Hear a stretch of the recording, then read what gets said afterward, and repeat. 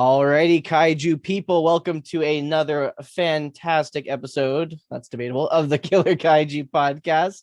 As always, it's Lucas Hi, it's me too. and it's Josh. Your Yeah, two hosts that are great, but you're stuck with us anyway, even if you don't like us. kinda. Today we are continuing our Godzilla run with, this is our third last in the Heisei series, so we're counting down to the big kabang. But Jesus. this one's honestly worth watching too as well. The next one, we'll get to it. But this one's a pretty big gem, and honestly, it's a one a lot of people in North America remember seeing, at least regarding our antagonist of this film, Mechagodzilla, because it's usually the first one they've seen with him in it. Today we are watching Godzilla versus Mechagodzilla 2, the big 2. I think this is the first time where a number is used, and the only time a number is used in these movies. It's always just like a new name or something, but this is Godzilla versus Mechagodzilla 2. Wait, is there not a one? I don't Nope. recall a one. Apparently not, because this is the second the second version of Mechagodzilla. So he's Mechagodzilla 2. He also has another dope name that we'll get to, but that's for when we start. So, folks, if this is your first time on the podcast, we do kaiju and killer movies. So anything horror, monster related, this is the place for that jazz. We've been doing the Godzilla series. We've tackled the Showa.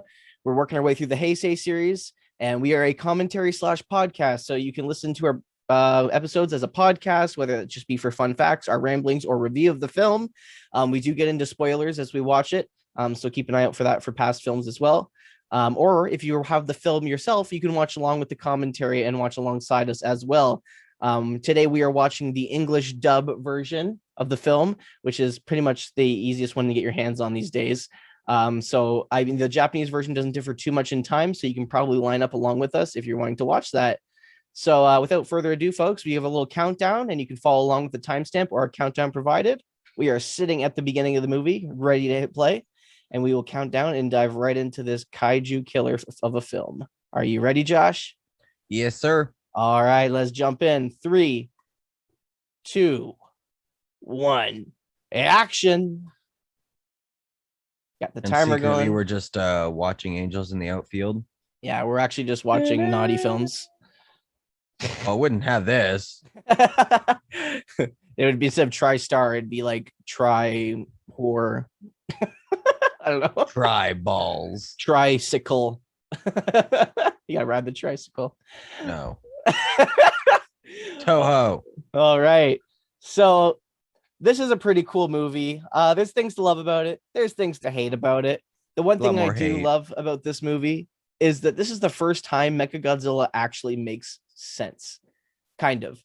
Says in the original we watched, he was built by aliens in space titanium, as Josh and I recall. And then in the newer ones we'll get to, he's built a different way, which is kind of unrealistic as well. Just because of like how would humans have the technology to build such a thing? So in this one, Mechagodzilla is kind of turned into a good guy rather than usual when he's always the bad guy. So Mechagodzilla is going to be a tool that the humans use in this one to fight Godzilla. Interesting take. I think that this is the start of what Mechagodzilla starts to follow after this movie.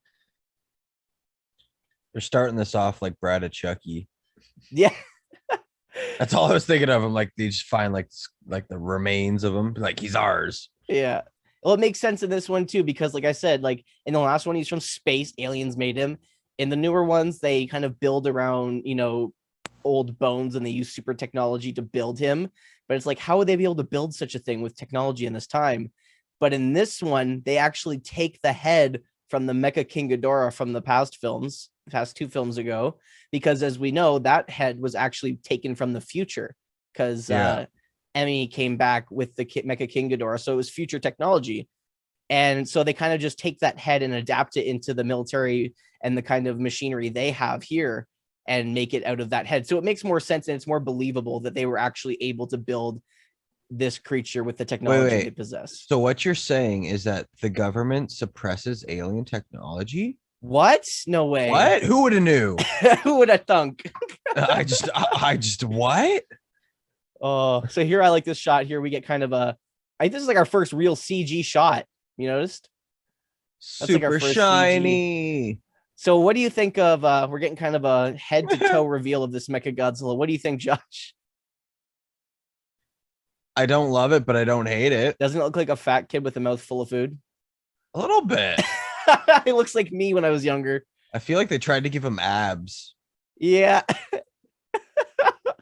It's kind of cool though. This was like, it was made out of like really thin material, this suit, so it was lighter to move around in. So it was actually one of the lightest kaiju suits, but it looks like it would be the heaviest because it's, metal. But they use like really thin fiber. I believe it was plastic. Titanium. Yeah. Space titanium apparently is super light. No. In the fictional lore of this film, the armor that he's actually made out of is the same material, as we'll know in a bit when they bring it up. It's the same material that they used on the Super X2 in Biollante that reflected the beams back at Godzilla. So this Mechagodzilla, anywhere shot on its body, can actually absorb Godzilla's blasts and redirect them. So that's pretty badass. They definitely pulled all the cards, all the bells and whistles on this guy to really stand up against them. I like how the credits start and it's like the music and the kind of the credits coming up on the screen, but it's like showing us MechaG getting built and repaired. It's better than just, like typical movies where it's just like set piece, destruction, future happenings. They're still keeping the story going, but while still keeping, the credited going towards the people involved in the project. So it's a nice little touch. We get one of the most goofball main protagonists in this movie, though, in my opinion. Like the main character we'll get to, he's such a goof, and I love it. He's such a like 100% just nerdy airhead. So like me, essentially, and it's so funny. I don't know if I hate it or love it. Synthetic diamond. See, there you go. That's him saying essentially what I just said. The synthetic diamond being all reflective. This is the weapon that will defeat Godzilla. And then you see this badass huge tank with armor, like plating and giant guns. Like that thing looks like it'd be more of a chance against Godzilla than the giant mechanized version, though. No, it makes me think of a Yu-Gi-Oh card. Yeah, like some of the tech related cards. Yeah, like I don't know why, but it makes me think of a Yu-Gi-Oh card. Yeah, it's got to look similar. I bet you any money one of the Yu-Gi-Oh cards looks like it. It was based off of Mecha Tank or something. Because it's or like one of those attachments that like attaches onto another monster. Exactly. What's enhancement card? Enhancement. That's Magic the like Gathering. Spell. Sure. How about Yu-Gi-Oh? Spell card, you twat. There you go. I don't play Yu-Gi-Oh. I'm sorry. I play the man's version. Okay, Magic the Gathering. No, I love both. But it's funny because he's all like, yeah, it's the ultimate modern technology known as the Garuda. And then this guy's like, oh, now it was the ultimate. It's just a piece of junk. Like, this thing is lit. And he's like, stop embarrassing me in front of the hot girl. So where do you work? Cock blocked. She goes to shake his hand. He's like, nope, not quite. You've been transferred. And where's he been transferred to, you ask? G-Force. G-Fest? G-Fest? Question mark. I'd love to be fucking forced to go there. By the way, anyone who's watching and lives in the Illinois area, we're coming up at the end of June right now as this is being filmed, but I believe it's July 15th to the 17th, somewhere in that ballpark. If you go to kaijudays.com or their Facebook page, Kaiju Days, some of the people who sell all the figures at G-Fest usually, they're doing their own little event in Illinois if you're in the area, and you should definitely go check that out. They have tons of cool figures and props and stuff for sale, and you meet tons of fans and talk Godzilla and Kaijus. 10 out of 10 recommend. I'd be going if I could get over the border and get there in time, but Canada. Yeah, kind of duh. I love he comes in, he's like, what do you specialize in? He's like, like a Paradon enthusiast. He's like, little flying dinosaurs. He like waves his arms like a chicken. This is a military organization. But I remember, if you remember, when we watched Godzilla and Mothra, the Battle for Earth with our good friend Taylor, who shout out to Taylor as well. If you guys missed that episode, definitely go check that out and check out his Instagram, Cult Collectibles. We were talking about how the military didn't like how they were portrayed in that film in the Special Defense Force, so they actually wouldn't let Toho use them in their films anymore. So we were going to get G-Force. And that's what we're getting here. And I like it because they can be more brutal and like with their acts, you know what I mean? Because they're not under the jurisdiction of the military or the special defense force. Yeah. So they can just be total dicks. And But technically we know what they're supposed to be. see, look at this guy. He's falling asleep. Like he's the biggest airhead. Because they're like, take him and drill him, put him through the tests. And then he goes up to this karate center. He just gets his ass handed to him. Look at that. White belt going up against a black belt. The poor guy.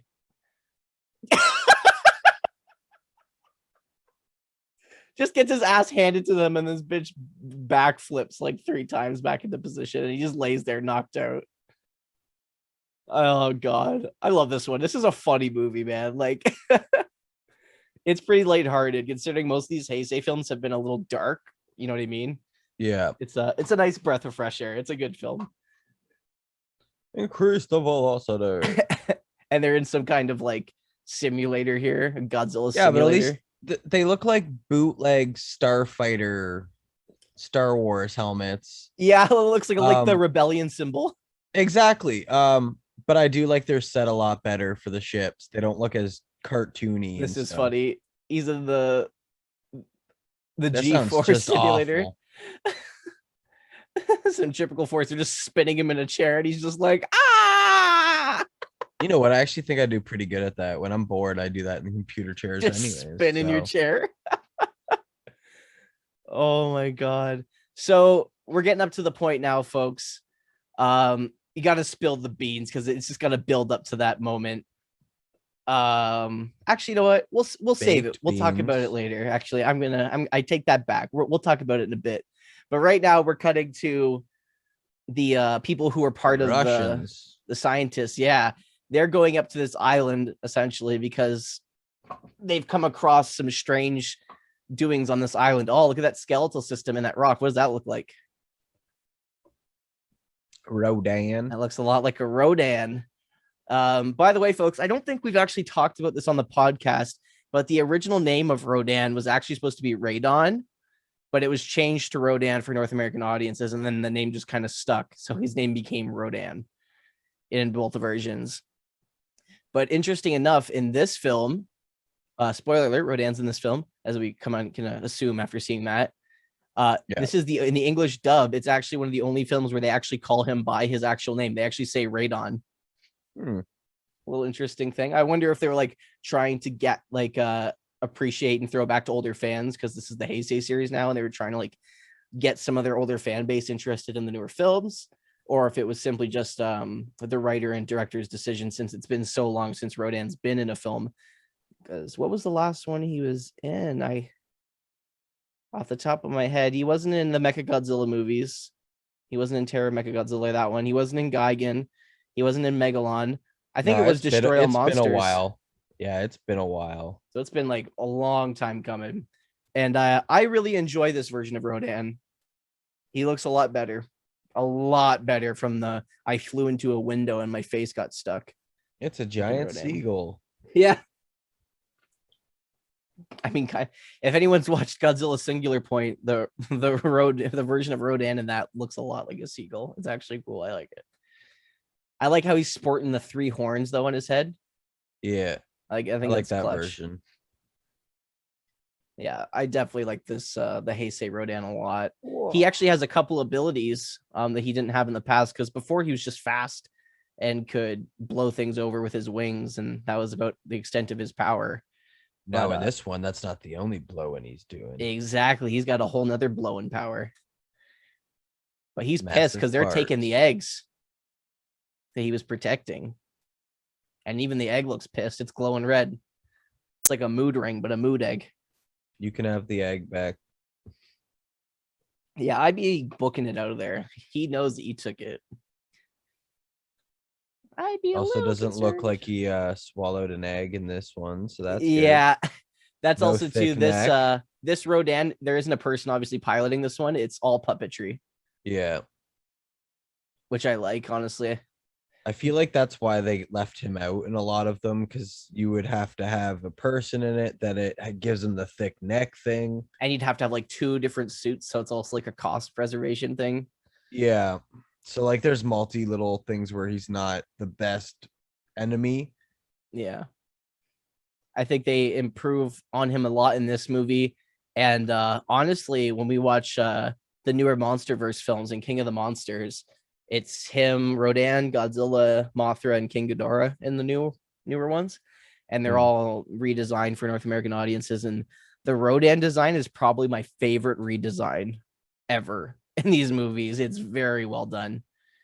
I think in a lot of ways he steals the show in the newer films, which is a shame because he's not a big part of the new ones, but enough so that like he gets some really good scenes that are really effective. I mean, he's good in this one too. And then in the Millennium series, I believe he's only in Final Wars, which is like the final in the Millennium series. So we really only get Rodan this time and then one more time in the Millennium series. He often appears only once now, which is a shame because in the Showa series, it was Kim, Anguirus, and Mothra and Godzilla, and they were like the four pals, the four amigas. Oh shit, something's happening. Oh, here comes the big G. The Why big is Ghidorah. he so mad? No. Yeah, I wonder why Godzilla's so mad. It's not like they did anything to him. I wonder what his issue is. I like how he struts his stuff. He's like, yo, I'm gonna fuck you up. I like the way he looks though. Yeah. Did you notice too? I know we talked about it a lot building up to this series, but do you like how Godzilla pretty much stays roughly the same looking, but just little things change here and there? Yeah. I like it a lot. Well, they're not using concrete anymore. We've come a long way, my friend.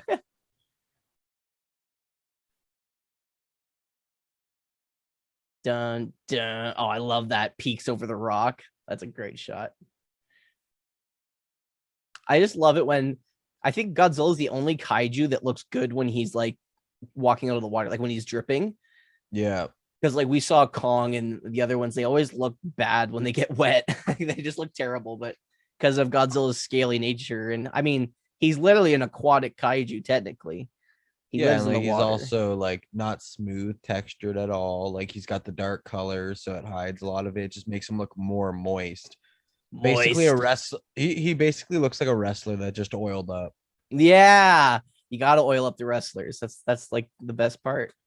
It makes them shiny and look like fucking gods. Exactly. Like super jacked. The only thing I will complain about is I don't like how a lot of the fights here between Rodan and Godzilla. I like how they're more physical. Because in this series, I know a lot of people give him hack, the special effects director, for doing a lot of beam battles with like beams and stuff. But I don't like how a lot of it was close up. But then you see that kind of far away shot with the puppet, and you understand why they did all close up shots, because he really looks like a puppet when they back away. I feel like you're just mad because Godzilla's losing. Yeah, maybe that. I mean, I'm all for Rodan winning. I love Rodan. Godzilla gets his time. He gets a lot of time. Yeah, he does. What, 30 movies worth? 30 plus, yeah. I love how Rodan circles them like an eagle circling its prey, or a hawk. That's wild. A vulture? Vulture. Any bird, really. A seagull. A seagull. Yeah, yo, you fucking put a sandwich in a parking lot, seagulls will circle you. Jesus. Yeah, peck Godzilla. Nah, nah. I like the sound effects they use for when he makes contact. It's like brutal sounding. Like literally, like it sounds like they just took like a piece of steak or meat and they're just hitting it with a tenderizer. That's probably what they did. Oh, here he's choking Rodan out. You can see he's like starting to foam up a bit. Come on, Rodan, you can get him, buddy. Knocks his ass over into a rock.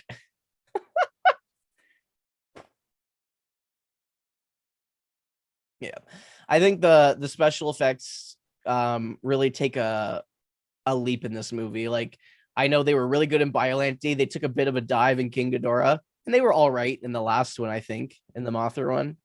Yeah, I liked the Mothra one. Yeah, because they fixed the larva issue, and Batra was pretty well designed. but I do really love the special effects of this one. I feel like they definitely are getting better now. Like they're not getting worse by any means. I think King Ghidorah was the only time it took a dive. And I we were mean, for me, talking the about it. last few movies have probably been my preferred method. Yeah.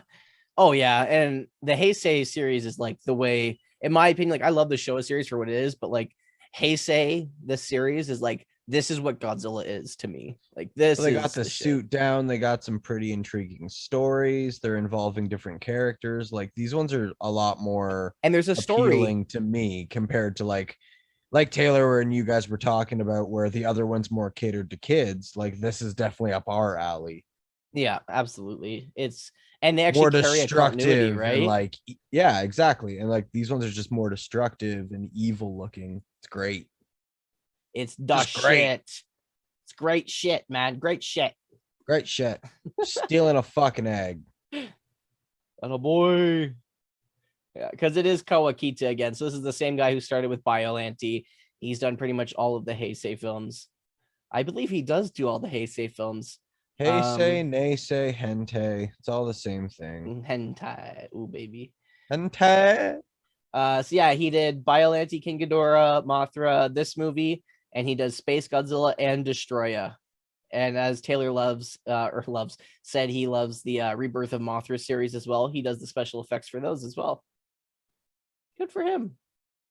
Good for him.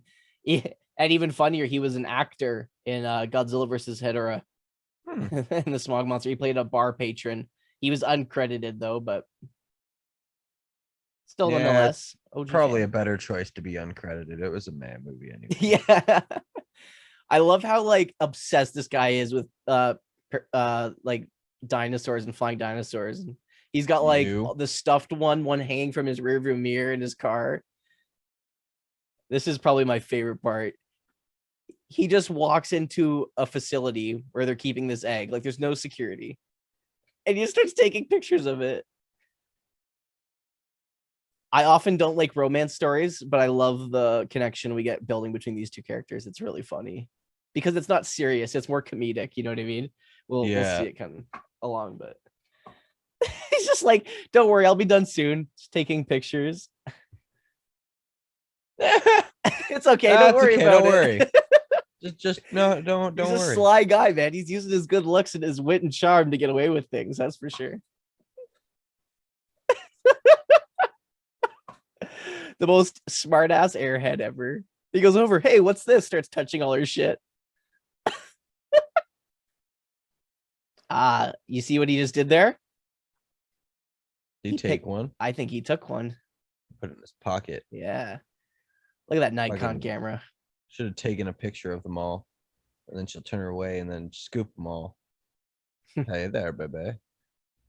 No. She's trying, man. He's trying. He reminds me of Chop Top. Now he's a sad puppy dog. He reminds me of Chop Top out of Texas Chainsaw Massacre 2 when he won't leave the radio station. Yeah. She's trying so hard. Who knows what it might lead to, you and me. He's like, if you continue, I'm going to slap you in the face. Oof. Even though they were like bickering, like it was like that, romantic bickering, something's going on between them already. Oh, of course. It's just cute. So cute. He's sweating. Look at that. So nervous. Yep. He took it. No shit. Obviously, he stole it. It just didn't fall into his pocket. Yep, you're a thief. Yup. Smart ass.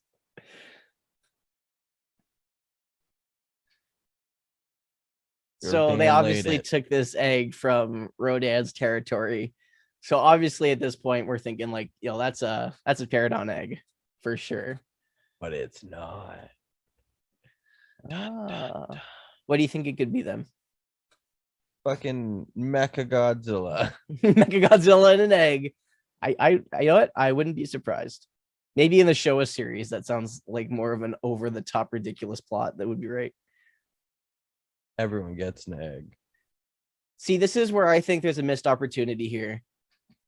So they say that whenever he checked the schedules, and he says that whenever she wasn't around, the egg would turn red, and like that means like by their calculations that it's upset. And because she was the first person intact with the egg and to cater to it, it's kind of like heard her and took Azusa as like their mother essentially. So it like keeps it calm, which is perfectly fine. And I think it's cute. And I think the actress who plays her does a great job. But here we get Miki, obviously, right? Who's our what's the word I'm looking for? Psychic. There we go. From the last films. And a lot of the times we were talking about how she kind of just gets sidetracked in the stories and she's not really utilized that much for someone who's a reoccurring character. And I think it would have been really beneficial to have her be the one that's like a mother to the egg, because that way it gives her kind of a play. And because she's psychic and she can connect with it on that level. That's fair. Yeah. That would have been nice. That's a good theory. Here we get a nice flashback. Do you recognize these two? Aren't those the two twins from the Yeah, they are. But here they're playing just the two ESP girls at the center, but they talk in unison to kind of give an homage to the fairies, to the cosmos. Nice little touch. G-Force. It's the Ginyu Force. I don't trust you guys at all.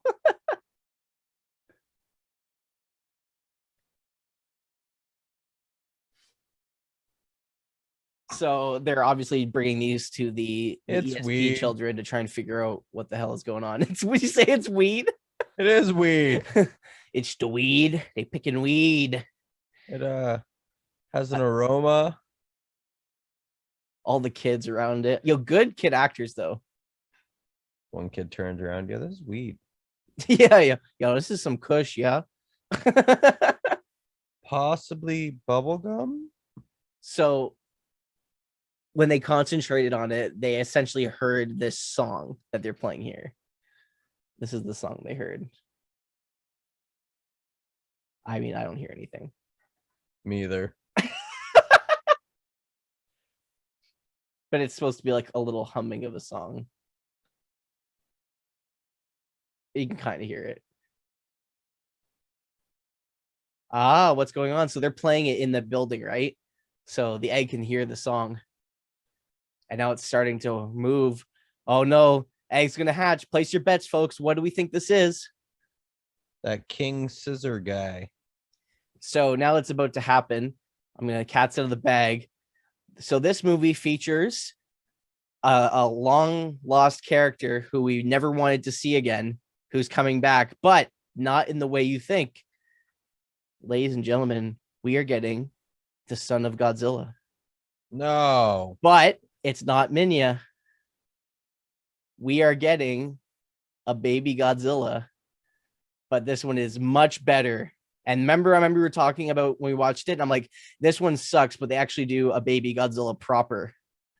This is when it's properly done. This is the cutest, best goddamn creature, in my opinion. I think they just did a fantastic job with this design.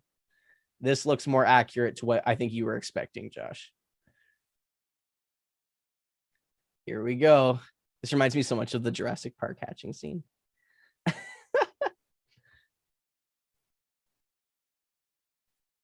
So interesting. The person in this suit is actually I'm drawing a brain fart here. Hurricane Ryu Hurricane, who played Ghidorah and Batra in the suits. Yep. So he played Baby Godzilla in this one. I love the way he's revealed with the shadow on the wall. And he rises up. Awesome design. And obviously, when we talk about Manila, he was born premature, right? So his birth was stunned. This Godzilla birthed on its own will. So this Godzilla we're going to see grow over time. Well, so far, I like this one a lot more than the other one. Yeah, this is honestly amazing. It's funny because they told the director, like, yeah, we want to bring Minya back. And he's like, well, yeah, I know Minya is widely hated, so we're going to redesign him.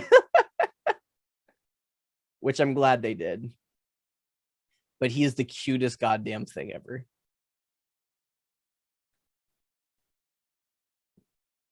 Yeah. But as we talked about, it thinks it's its mother, right? So it's not going to be too aggressive. Yeah, that's a lot better. That's what Oh, I wait, right here. expected. Look how cute he is. Look at his face. Yeah. He's so cute. Oh man. This is no Rodan. This is something else. Well, no shit, Sherlock. It's a baby Godzilla sore.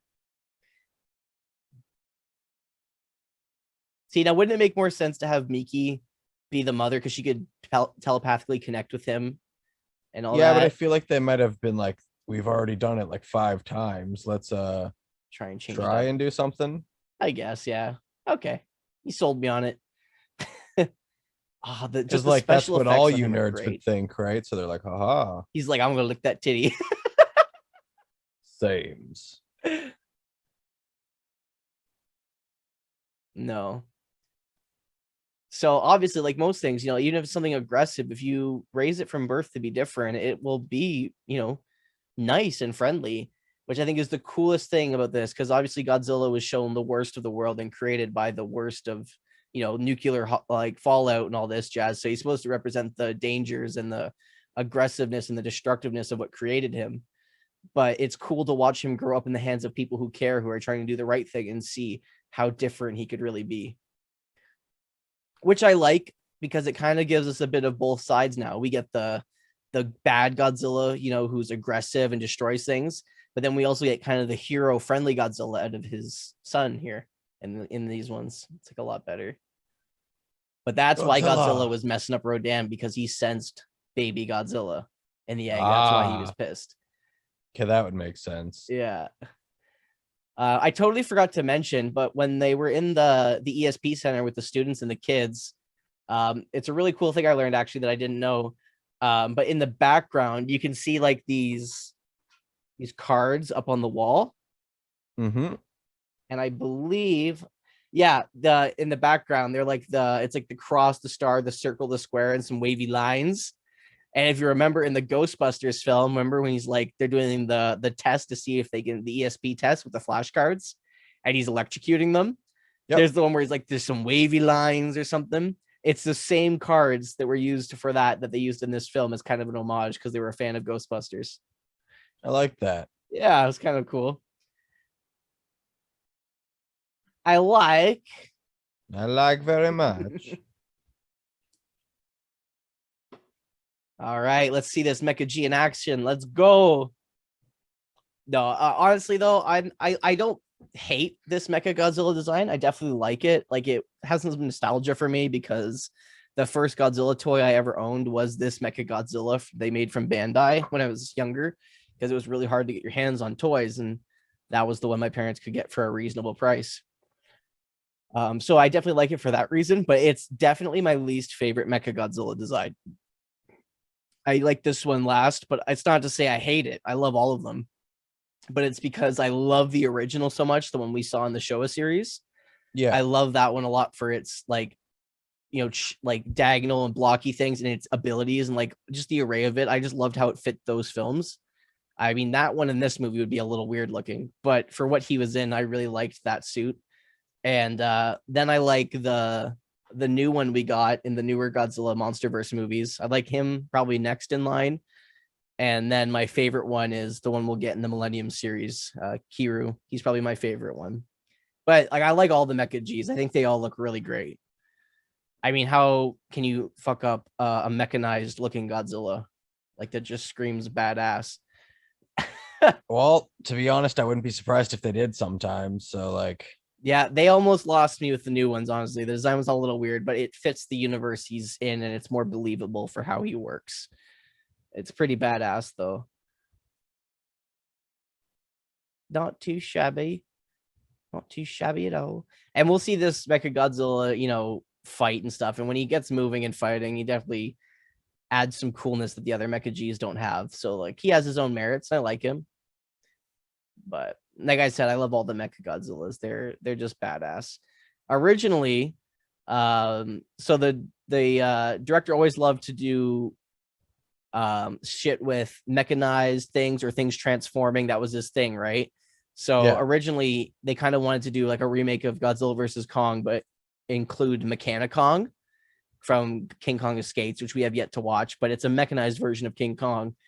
and they wanted to kind of include that version of King Kong in this movie. And I think it was a better idea to go with Mechagodzilla. One, cheaper because they didn't have to share the rights of Kong. And I think it was smart because this, like I said before, started the whole idea of the humans using Mechagodzilla as their weapon, which makes more sense because during this time, this was the real rise of technology for the human race, right? And we were starting to get into, you know, electric cars and like electric machines to cook our food for us and all this jazz. Like it was becoming much more plausible. Cell phones, computers, it was all becoming much more accessible by everybody, so we could relate to technology kind of ruling over us. He still looks like a kid with a mouthful of cake, though. It just looks so much the teeth. Like yeah, teeth and the wide cheeks. That's what do it. And I get it because it's supposed to be Mecha King Ghidorah's head, so it's thin in the middle. That's why it has the weird teeth, and then they've just added on the thickness around the face. But again, they're piloting him, so they're actually sitting inside of him, which I think is pretty cool. Because I remember we didn't know that until Terror of Mechagodzilla when we saw them walking inside of him, that the first MechaG was even piloted by anybody. But in this one, we get the kind of, you know, Super Sentai Power Rangers-esque thing where they're all sitting in the control centers, controlling a different part of him. Very Power Ranger-esque. Yeah, exactly. And I think that's really cool. It adds a nice little element. Oh, I love these tracing shots of them following Godzilla as he walks. They just look great. Great. They look great. They look kaiju freaking great.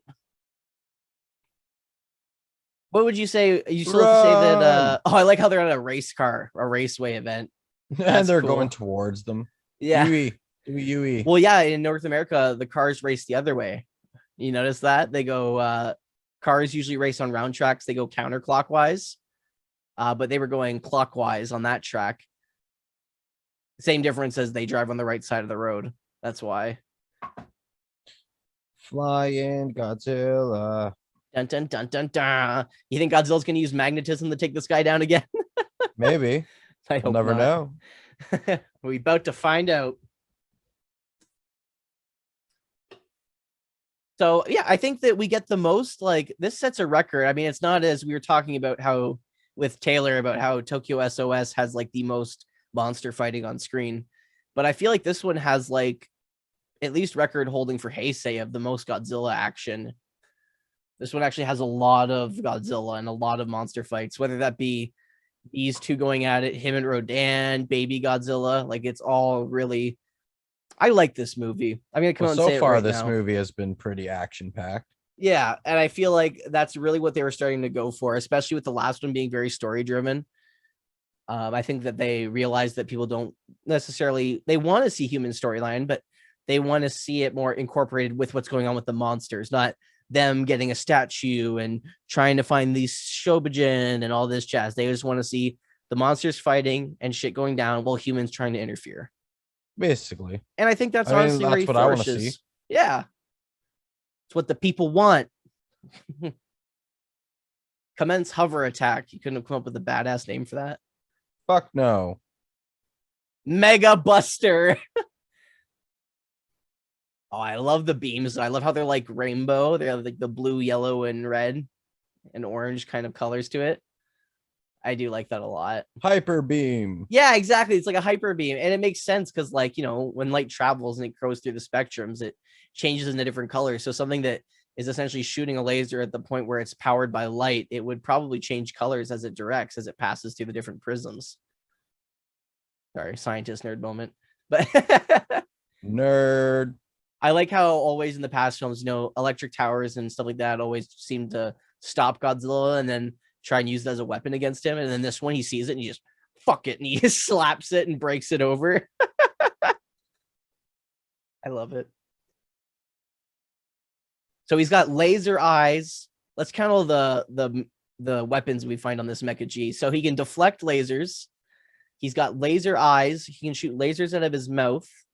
He can fly. He can fly, and not only just like fly like a plane, but he can hover fly. And what do we get now? Oh, this is just the mouth beam again after he's. Oh, what's this? a belly gun. Pew pew. I'm a little disappointed that this one doesn't have finger missiles. I was just about to say no finger or like feet missiles. No, that's the only thing I like. I'm like, meh about this one. He has a giant beam that shoots out of his gut like an Iron Man kind of deal going on.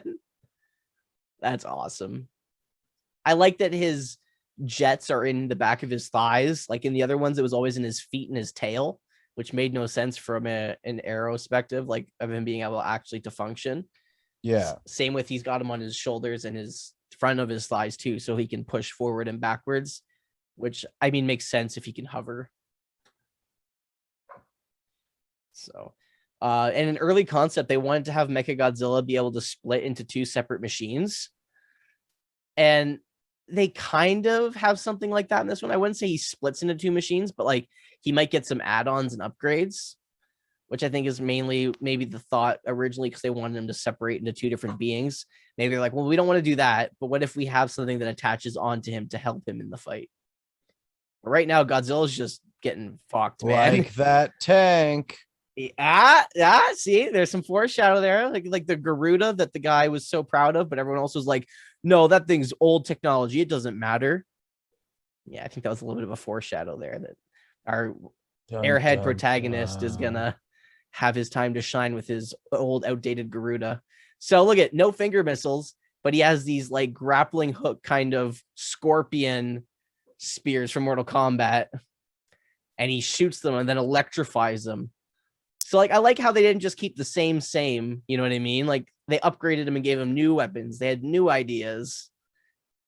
They tried. I like how the spikes light up too.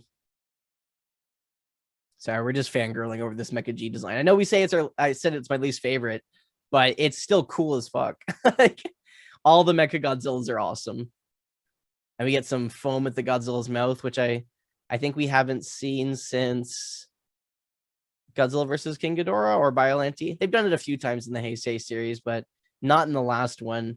I think the only thing we get in the last one that's like that is when he bites Batra and his mouth's full of the green blood.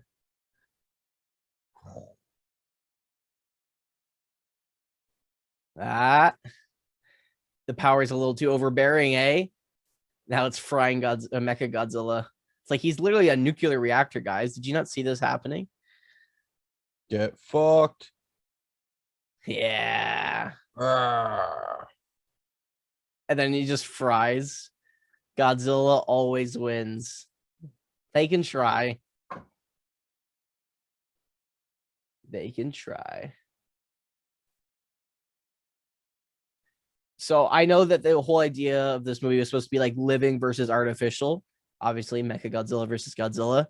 And they wanted to make one of the female pilots who's controlling MechaG in there was supposed to be revealed to be an android, like a human-like robot at the end. Yeah. Which I'm glad they didn't go with. I feel like that would have been just an unnecessary added-in plot, which then would have taken away from what we were talking about, how it's cool how this Mechagodzilla makes sense that he was built because he has future tech in him. But if they came out and were like, this person's an android, you'd be like, okay, what the fuck? You know what I mean? It would have been a little silly. We had that in King Ghidorah, and they were from the future. That makes sense. But like someone from present time who's an android, they would have lost me there. For sure. Oh, see how he's smoking? He farted. Yeah. It looks like he farted. I've never seen the smoke in the background. It literally looks like he farted. And it was like thick black brown smoke too. Like, goddamn, what is he eating? Boy had some fried beans or something. Some fried Godzilla. Yeah, so MechaG's down for the count. It's going to take weeks to fix MechaG. Well, now they're shit out of luck because Godzilla's pissed now because you attacked him. There's a lot of swearing in this one. We hear shit, son of a bitch in this movie. I think we hear another ass or shit bomb. I like it. I like it. I like it a lot.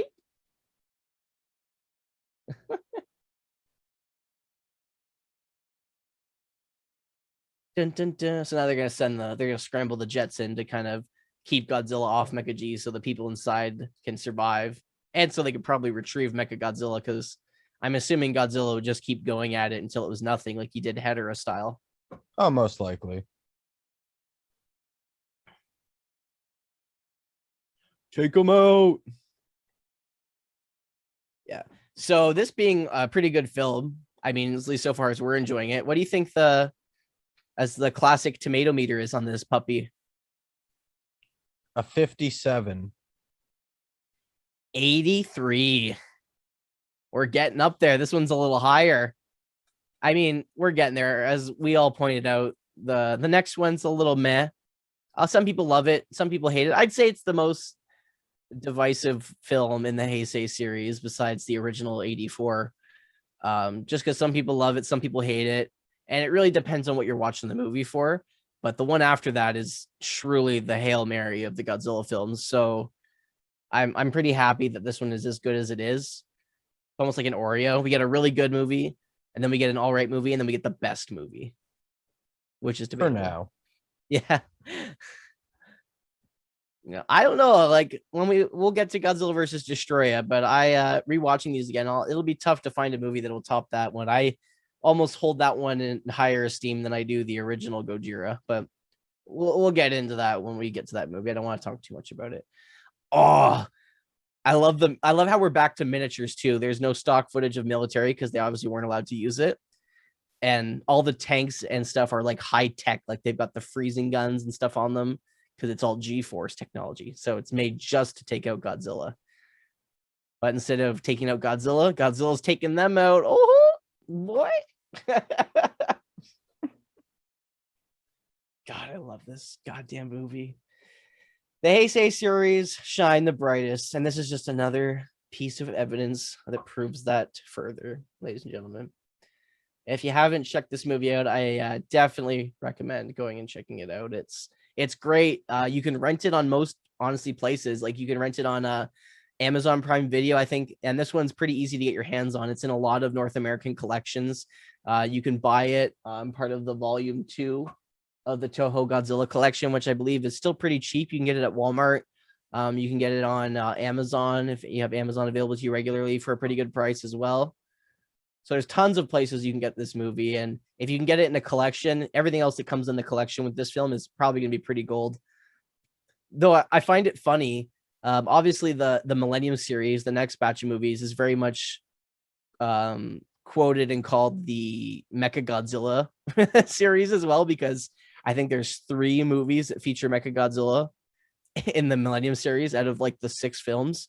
So they, in the Godzilla collection volume 2, it's all the Millennium movies, right? It's Godzilla 2000 all the way up to Final Wars, but it includes this movie, and this movie's from the Heisei series. So it was a little bit of a funny mishap when I stumbled into getting this one in that collection. I was like, that's one movie I need still. And I wanted the Millennium series, so I bought that collection. And then it ended up coming with this film as well. I'm like, 2 birds, 1 stone. Okay. Not too bad. Not too bad. Hey, nothing wrong with getting free movies, especially look how buy one. Look how cute baby is. He's just dopey. I love him. Way better than Minya or Manila, though, eh? Oh, 1,000%. Like he's actually believable. That looks like Godzilla's offspring. And Katsa, we're gonna have that cats of the bag moment here. Baby Godzilla is a reoccurring character for the rest of the Heisei series. He's cute as fuck, and like he only gets cuter, and he steals your heart as the movies go on. Like he's such. I'm okay with character. this compared to Manila. Yeah, and he doesn't talk. I love the fact that he doesn't talk. Like the one person wearing yellow shoes. A little bit of color in their life. Yeah. Few colorful hats. They're like, look at this person. Follow this person with your eyes when you're watching this. Or the complete opposite. They all showed up the extras to film. And they're like, what are you doing? You're wearing yellow. We told you to wear dark, neutral colors. I'm like, well, I wanted to be able to see myself. I will say in this one, Godzilla's starting to get a little thicker. I feel like in every movie he gets a little thicker. And I don't know if that's by choice or if they were adding on to the same suit just to cover up mistakes, or they were trying to make it look like he's still growing. Maybe getting older with age kind of thing. Yeah. Whether it be maybe he's still a teenager, right? And he's growing and getting older and he's just really thickening out, or maybe from all the fighting he's doing, he's getting larger, building them muscles. Well, he gave birth to this motherfucker, so Yeah. he's probably gonna have to do something. Well, think from the show films to here, he went from fucking like Jeff Hardy to fucking Brock Lesnar. Like, goddamn. Not quite Big Show or Great Khali sized, but he's getting there. He can sense baby. He's like, I want my baby back. My baby back, baby back, baby back, baby back. Ribs. I love these imposed shots. I don't know what it is, if it's the camera shake, the angles, or a combination of all of it, but I like how this Godzilla has weight to him. Like, he looks and feels massive with his movements and how he interacts with the miniatures and the sets. Like, you look at it, massive costume. Like, yeah, that is not a small thing. Like, you look at it and you think, like, yeah, that's definitely a miniature building getting destroyed, and that's a guy in a suit. But it's the feeling, it's hard, it's the visual feeling of watching him. It makes him feel like he's actually massive. It's great. Oh, I smell banana bread. Sorry, off topic. I just smelled banana bread and I just got so excited. Oh, like how his eyes go red because he's nervous or scared. And she's like hugging him, and you see his eyes start to dim as soon as she puts her arms around him. That's cute. Oh, I love the scores in these movies too. They're just so damn good. The music for this one, obviously, as you can tell, if it has an emotional impact, is Mr. Akira Ifukube, who's our OG music composer for Godzilla. I know he said he wasn't going to do it anymore, but he comes back and does them, and he does great, honestly. He did the last Mothra one. He did King Ghidorah, and there were tracks used from Biollante, but he didn't actually help on that one. But he does these three. He doesn't do the next one. They just reuse his Godzilla theme for that movie, but he actually comes back to fully score Godzilla versus Destroya. And that movie is probably one of my favorite compositions for film. It's just perfect. Like, I thought, no one could ever top. I don't think Ifukube could ever top anything other than the original Godzilla theme again. But he does it in Godzilla versus Destroya. It's such a gorgeous movie. I'm building this movie up to be like the best movie ever. We're going to watch it and you're going to be like, that was shit. Yeah, probably. Nah, I think you'll like it. It's really good though.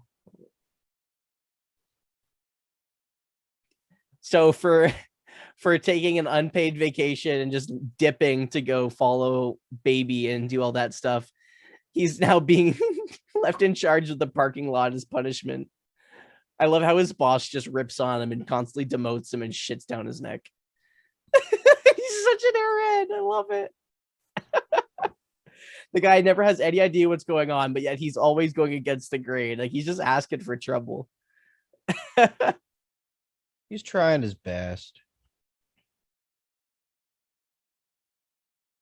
She's eating fast food and he's like hitting her with his tail. I'm hungry. Feed me. I love how his tongue sticks out the side and like wags like a hungry patting dog. And he eats the hamburger. God, he's so goddamn cute.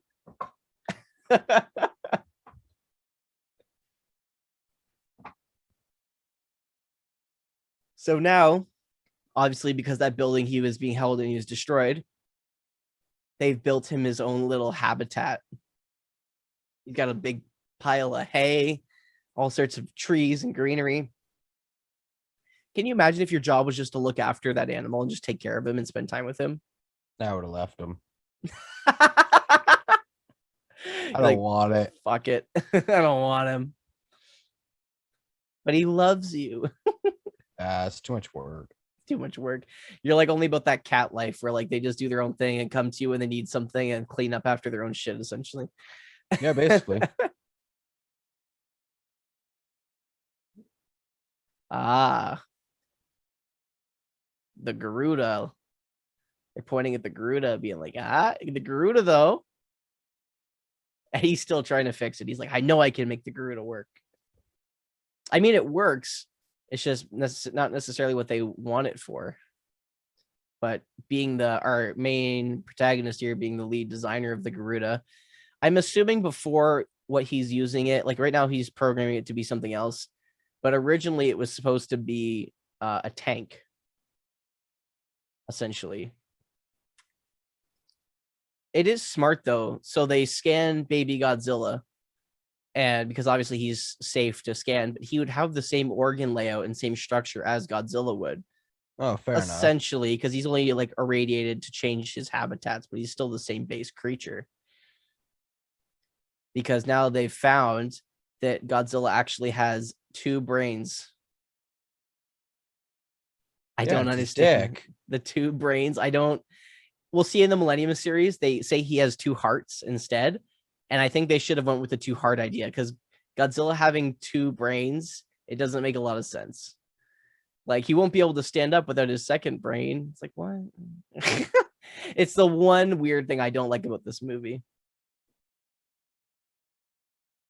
So obviously this guy's in charge of the parking lot, right? But he's using it to his advantage, because this is the professor who's in charge of Mechagodzilla. And he's just spinning him in circles so he can't leave. Why can't we modify the Garuda 1? He's just holding him hostage to try and get them to use his device. Oh my God. This guy's just out for trouble. He skips out on orders. Now he's holding a person hostage to let them use his device. I mean, they should listen to him. The man's smart. But I think it's funny how he goes about doing it. Like, he gives 0 fucks. This looks like a video game. Yeah, it's not. It's supposed to be a demonstration. It's a video game. Yeah, I wish I'd play the fuck out of that game. Can we all appreciate that Tony Hawk Pro Skater is now on the Switch? Oh, that's right. It's the first 2, right? Yes, sir. Damn it, it's more money I need to spend that I don't I was have. like, bet your ass I'm gonna buy it. See, he's right. So what they're planning on is the Garuda, instead of being a tank, it's going to unfold and attach to Mechagodzilla and be able to be used as like a back unit for extra weaponry. Not a bad idea. Not a bad idea. So I think that's where the whole Mechagodzilla splitting into 2 things comes into mind. He's literally just a stoned like teenager laying in bed eating snacks. Well, if he can do it, Mechagodzilla can do it. Yeah. Dun dun dun. Hey babe, this is my new limousine. Don't call me babe. You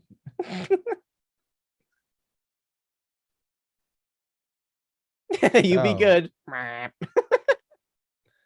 God, he's cute. Maybe. Look at that. He's back flying again because he literally held the professor for ransom and held him hostage against his will and essentially blackmailed him. Good theory or logic, I guess. Yeah, I mean, you get where you got to I get. wouldn't recommend it. Nice guys finish last, apparently. Man, so that's why I finished last. I love this. So he builds a flying machine, and what do you know? It's shaped like a Rodan because he's obsessed. He's chewing on a shoe like this idiot's just high and chewing on shoes, laying in hay. I also love that his teeth haven't grown in yet, so he just has like the 2 front teeth on the top and bottom and the back molars. So it makes him kind of look like that infant kind of. There's definitely something special about this guy. Guys, like, take a ride on my rocket ship. Yeah, he's flying this thing indoors. This is a cool effect, though. Them flying on it. I think this is really done well. Like, you don't see wires. Pre-Green Goblin. Yes. Oh my God. It looks like the glider. That's so true. It looks like the green glider. That's pretty cool. I never thought that. See, like, that's a good shot.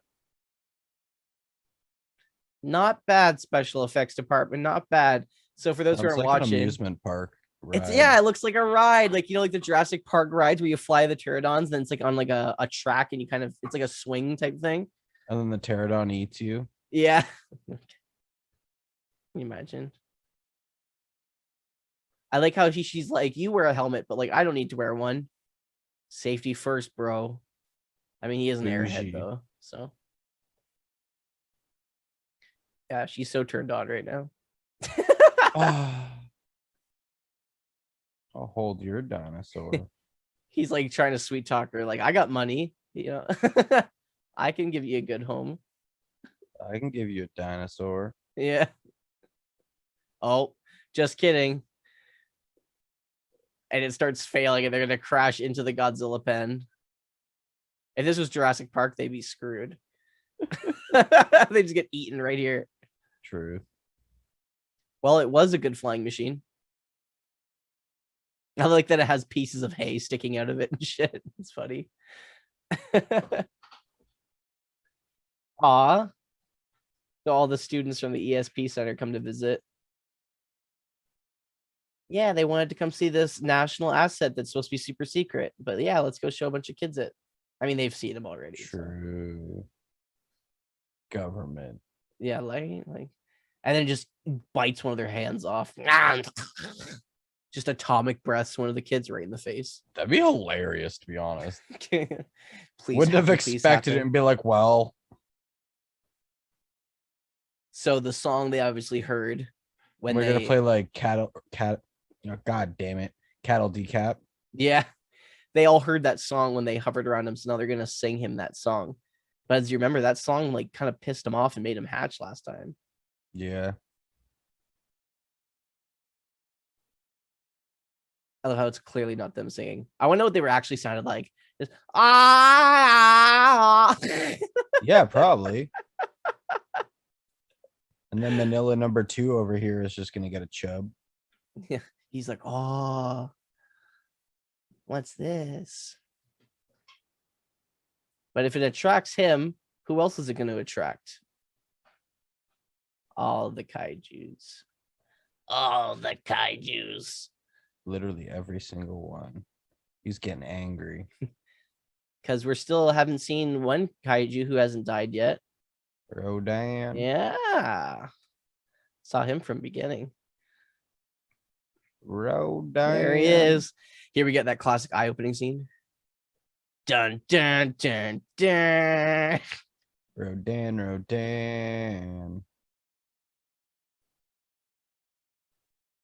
Dope. I love Rodan. Poor guy. Him and Anguirus. No love. No love. Oh. He's pissed. He's like, shut up.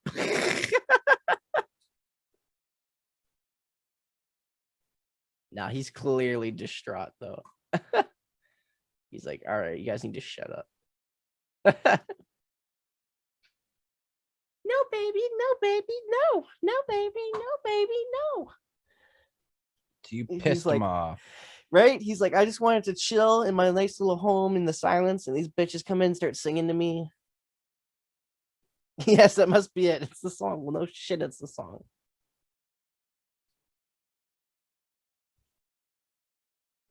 Yeah. The baby. So at least Miki's kind of included in this plot in some way. Trying to make her seem smart. Yeah. I mean, she's the one figuring out everything, but it's all pretty obvious shit. Ah. Rodan looks a little different now. He's had time to rest. A second one.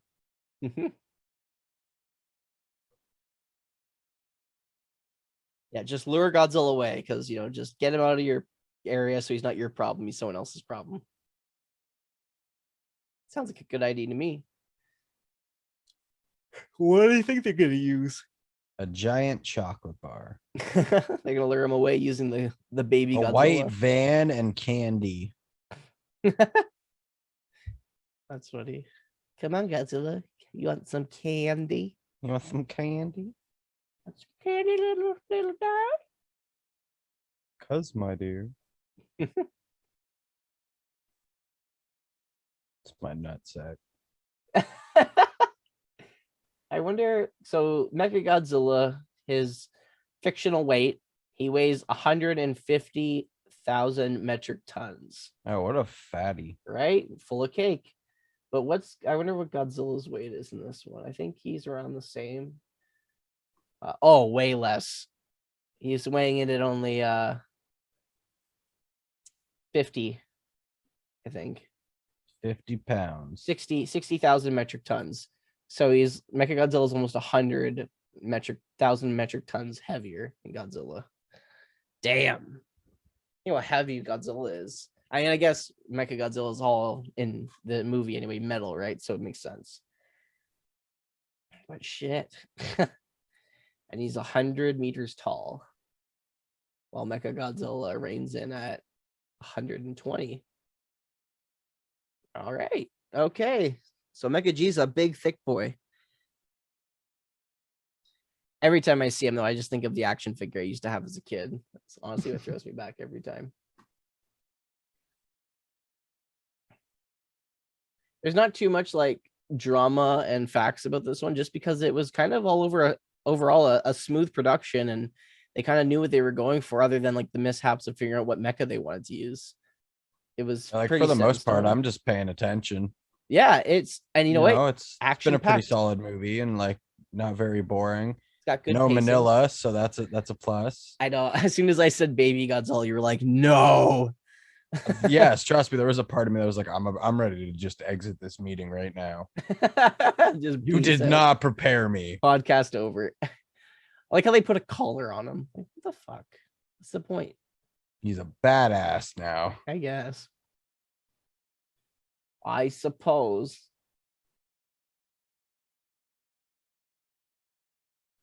Here we go. So despite the film's English title, which we're watching is Godzilla vs. Mechagodzilla 2, the film is not a sequel to Godzilla vs. Mechagodzilla from 1974. The film was retitled due to the fact that in the Western world, different films in a series rarely have the same title unless they're remakes. A third film with the same title in Japanese later on, obviously, was changed to Godzilla against Mechagodzilla in 2002, but was changed to Versus. So it's always been flipped over. So this one originally was just supposed to be Godzilla versus Mechagodzilla.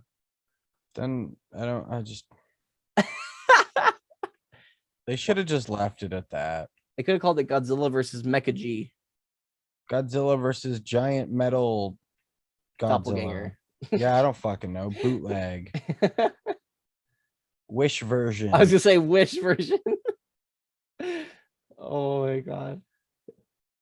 Yeah, this actually has the most Godzilla screen time out of all the films in the franchise. And how long is that?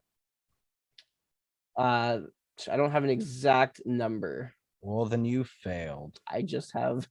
I was expecting you to be like, and in a total of 47 minutes, 62 seconds, 32 milliseconds.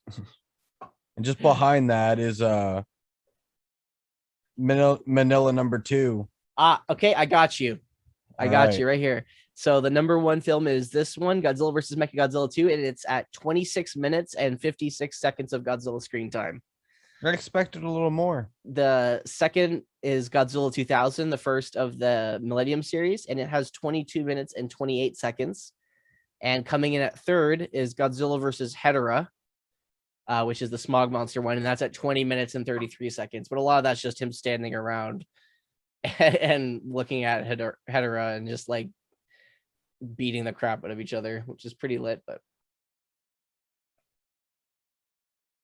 yeah, this one technically has the most screen time of Godzilla. So now we get Rodan in the mix. Dun, dun, dun, dun. Love Rodan. It's flying over. The one thing I don't like is like in the original, when Rodan flies over stuff, you see lots of wind damage, right?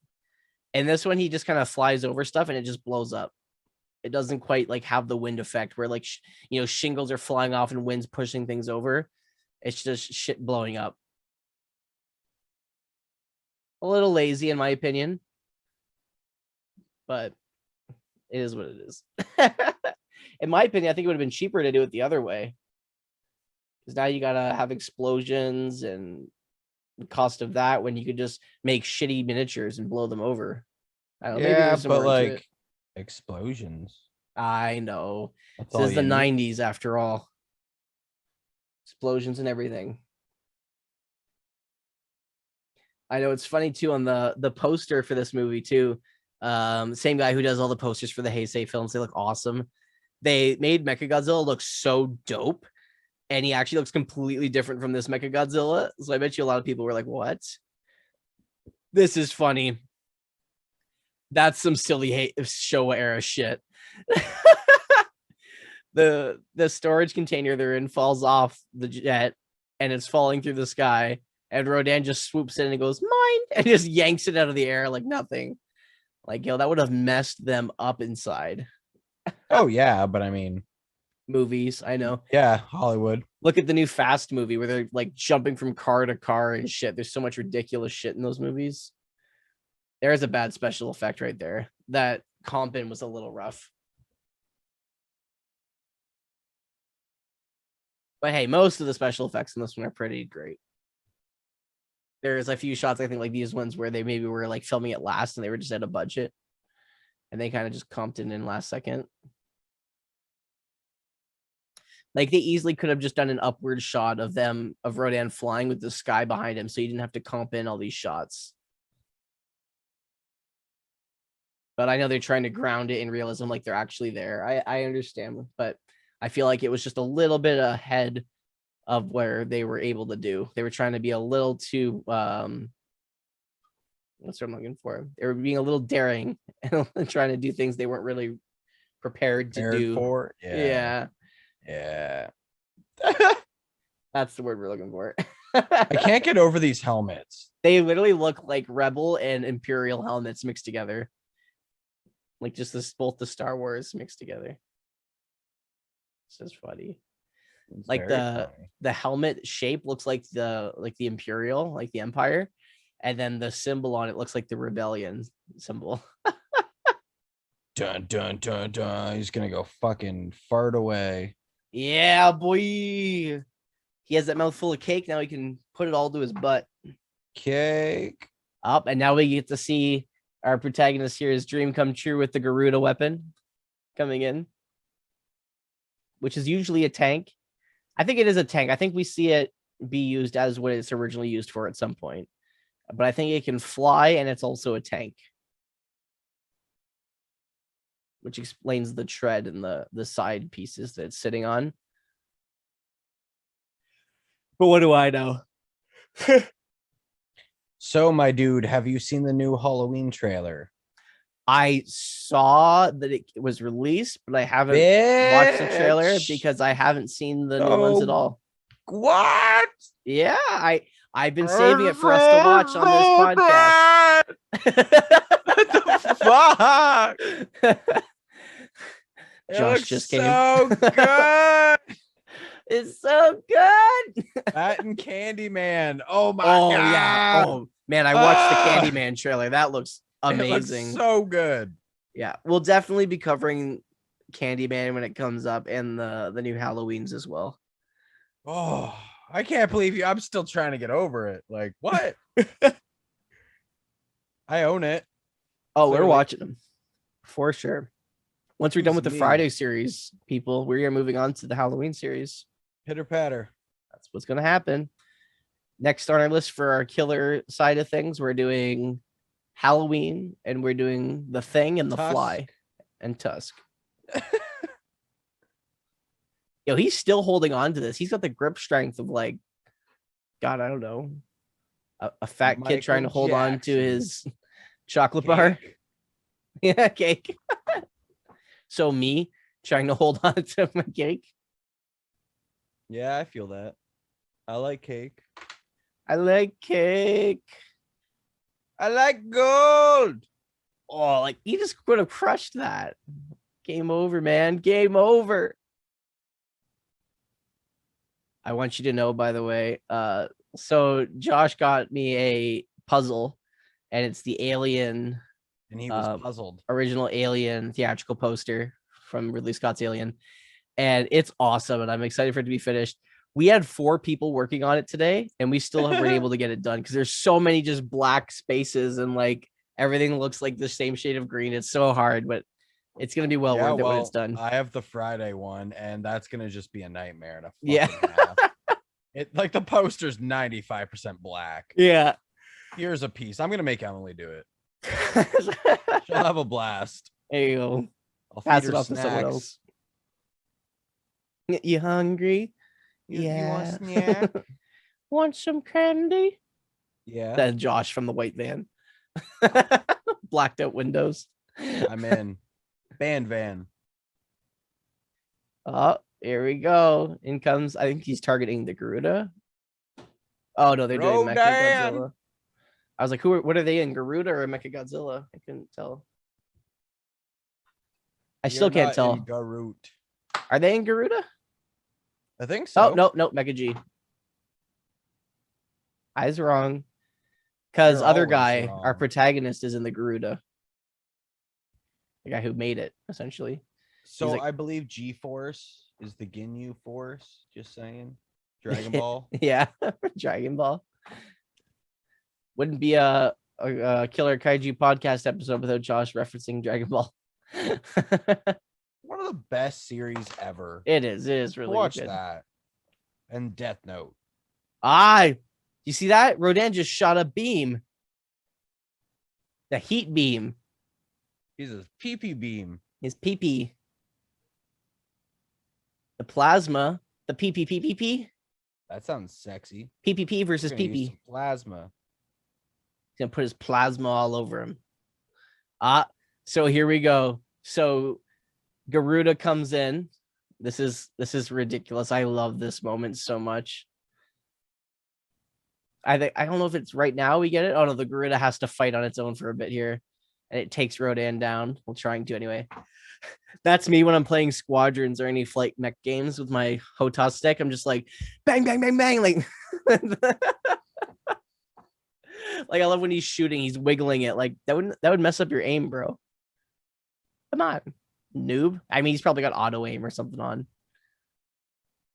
It'd be smart if he had auto aim. It's a lot harder to aim when you're in a moving vehicle than people think. So now Rodan's chasing the Garuda. I'm assuming that so they can lead Rodan away because they want to focus on Mechagodzilla. Notice how this one takes place at night? They're learning. Because you see some string. But it's easier to hide the composite lines and the strings when it's at night. See, it's a good thing he had that test where he spun around in the circle because he just spun around like crazy. And crashed into a building. Look at that. Causing all that destruction. You're supposed to be helping, bro. Maybe the Garuda wasn't a fit after all. Damn that Radon. Calls him Radon. I like Rodan better. I understand that his name is Radon, but I like Rodan better. I do. I like how the head's free moving there. You don't see it move like that too often in this movie, other than that moment right there, but probably because it was hard to operate it like that. Especially to have it like line up properly with the movement. It was probably had to be pretty well choreographed. Boom. Yeah, his belly button missile. Let's go.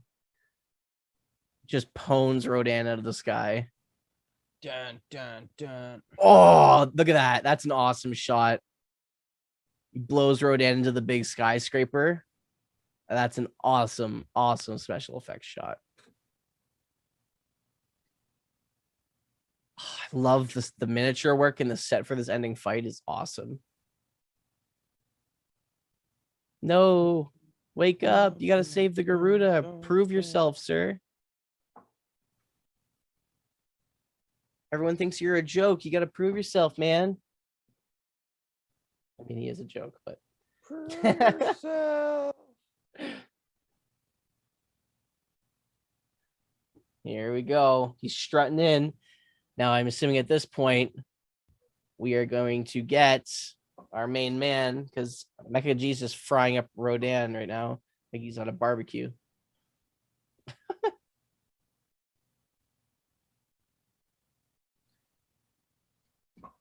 So interesting enough, just to dive back in, I know we said there wasn't too many facts. I actually totally forgot one fact. This movie was originally supposed to be a little different. In early versions of the film, it was called Godzilla versus Berserk, where it took place where MechaG would have been replaced and been a metallic alien organism that arrived on Earth with the intent of making itself the most powerful life form on the planet. So kind of like a Brainiac type thing, or Cell. And then it like just absorbed machinery, and before it taking the form of Godzilla, and because he recognized Godzilla as, the dominant species of the planet to kind of contend with him. I'm glad they went with this instead. Because that not only is that stupid, but they also kind of compare, they bring continuity from Godzilla versus King Ghidorah. So they're keeping all the films tied together. I love how he blinded MechaG, like he's got one eye now. And Rodan's just totally muffed up. He's bleeding, gushing from the mouth. You think that's like a flashback to the other Godzilla where they took out his eye? Maybe. Like he's like, we've learned. Godzilla's always getting it in the eye. That's just how it be. This also was meant to be, I mean, they were planning on this being the last Godzilla in the series. That's what they were kind of planning on, because at this moment they were trying to do another North American Godzilla film, which was pretty much getting the works in, and they asked Tim Burton to direct, but he didn't want to, and they got a couple other people involved. So essentially for a little bit, this was rumored to be the last Godzilla because they wanted to pass it off because they didn't want to compete with themselves, right? So they were going to pass it off to North America, but then the film fell through and didn't happen. But because of that, the rumors were like, this is the last Godzilla. They might kill Godzilla in this one. So everyone came out to theaters to see this, thinking that when it was building up hype, but then it ended up not being the case. So at least it brought people out, and because they kind of some free promotion, I guess. I mean, I guess you could do that with every movie that they make with Godzilla, because like you could really be like, oh my god, he's gonna lose, but boom. It's like Kiss, the band, when they tour, like it's our farewell tour. We'll see you next year. Yeah, basically. literally like, oh, okay, cool, like 30 times. Oh my god. Nah, instead they build it up kind of like similar to like wrestling, like where they make you think something's gonna happen, and then you like think that the underdog might come through, and every year they always have a different kind of thing. Like some years they'll plan it's like the underdog's gonna be victorious, some like the true champion, and they'll always kind of come at different angles to see who's gonna take home the belt type deal. I feel like they kind of play like a similar idealism for the Godzilla films, always leaving it in the balance of what you think is going to happen, whether it be like the new antagonist who's going to reign superior and stop Godzilla, or Godzilla's going to be good, or he's going to, end up winning, the bad guy will win, or they kind of keep it open to interpretation that way. Oh no, Mechagodzilla's going to need some help. He's all damaged now. He's running out of energy, and now Godzilla's here. What are they going to do? Oh no! Electrocute him. Go Gadget Garuda.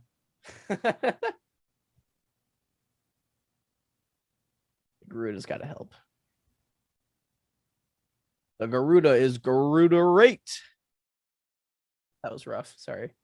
We get another beam lock, which I don't think we've gotten since the original. There's a really cool it's a really cool meme. I don't know if you know the Dark Knight where Heath Ledger's Joker says to Batman, he's like, I feel like we're going to be doing this forever. We're destined to do this forever. And it's that line, but it's 4 squares, and everyone, it's like the original beam lock from the first one, that beam lock, the Millennium beam lock, and the new beam lock. It's so cool. It's like, it's a nice homage. Beam locks for days. Right? I know some people bitch about the beams and stuff in these movies, but I'm like, nah, I like the flashy explosions and stuff. And you're able to make the suits bigger and more menacing because they don't have to have as much physical contact. So your creatures can look more menacing. So I'm okay with that. I mean, it's better than rockets coming out of their toes and fingertips, right? Yeah, which I loved. And it's great for the Showa series, but I think it would have been a little extra in this one. Wow, he is a lot bigger than Godzilla. Now you see them toe to toe.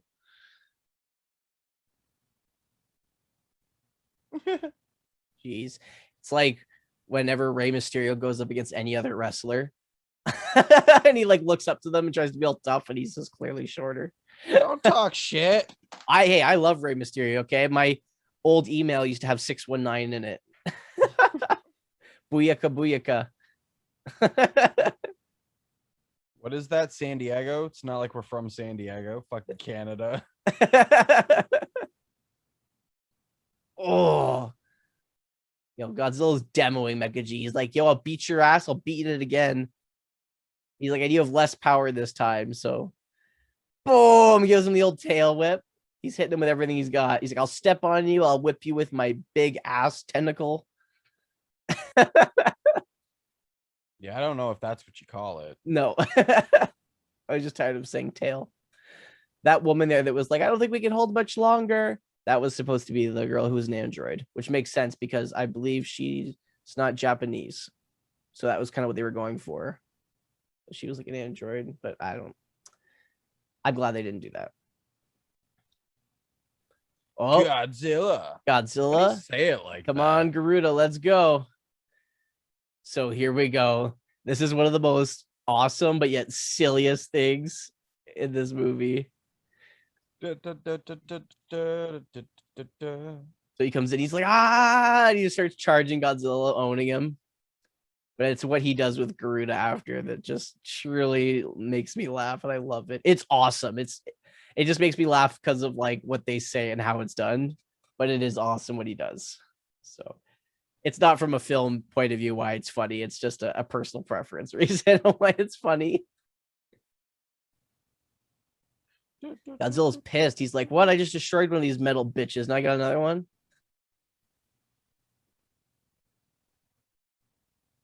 That's his sergeant, obviously, right? Who kept demoting him. And now he's going to go and save him. It's funny.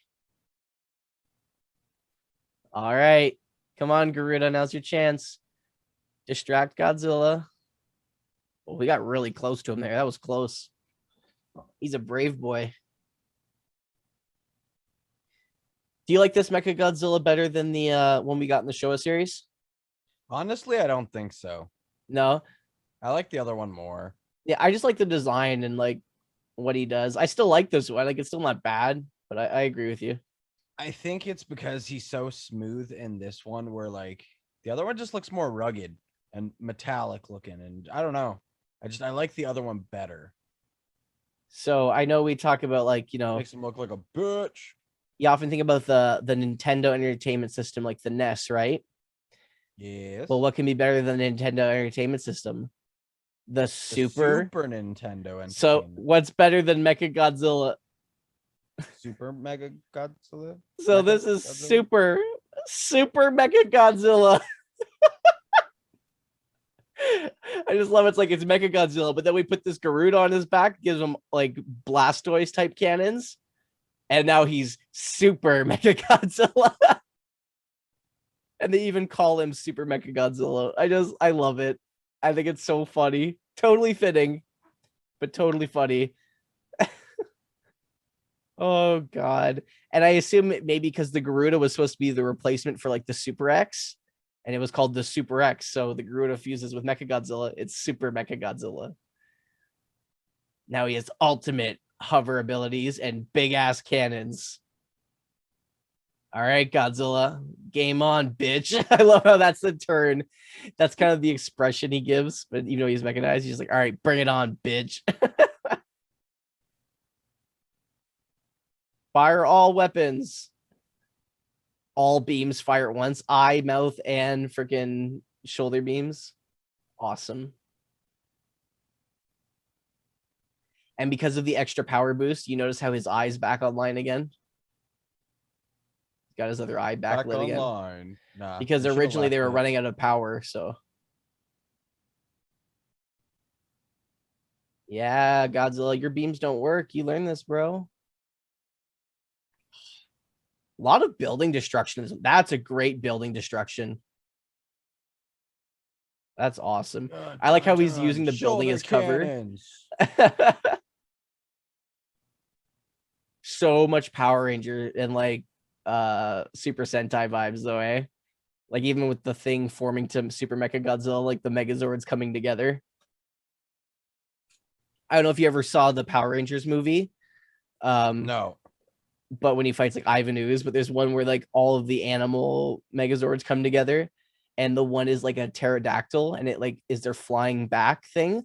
But then when they're fighting, it like detaches and flies and becomes like the Garuda, and that's all I think of when I watch this. I grew up watching that before I watched this film in the Godzilla series. This is one of the Godzilla versus Mechagodzilla movies I saw earlier, but not early. Like I definitely saw the first one first, but I had the toy of this one before a lot of it because it was a pretty accessible toy to get.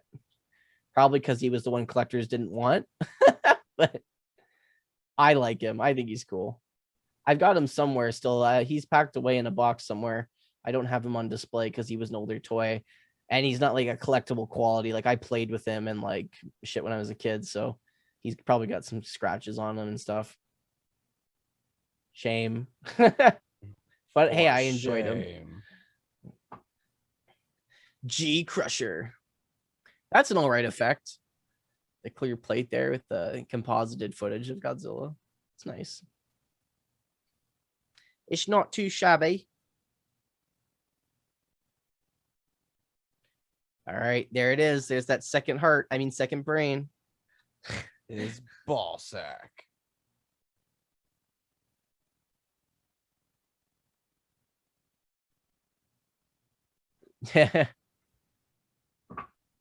She's hesitant. And Miki knows it's wrong. She doesn't want to.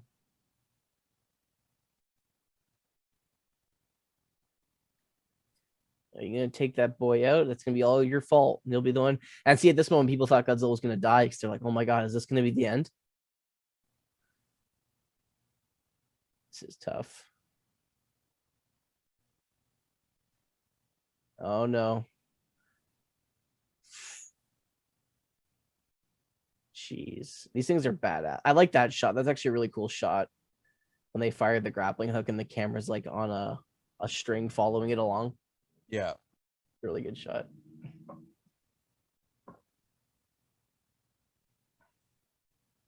See, downside to that, they've pierced him in the spot and they're electrocuting him and tying up these wires.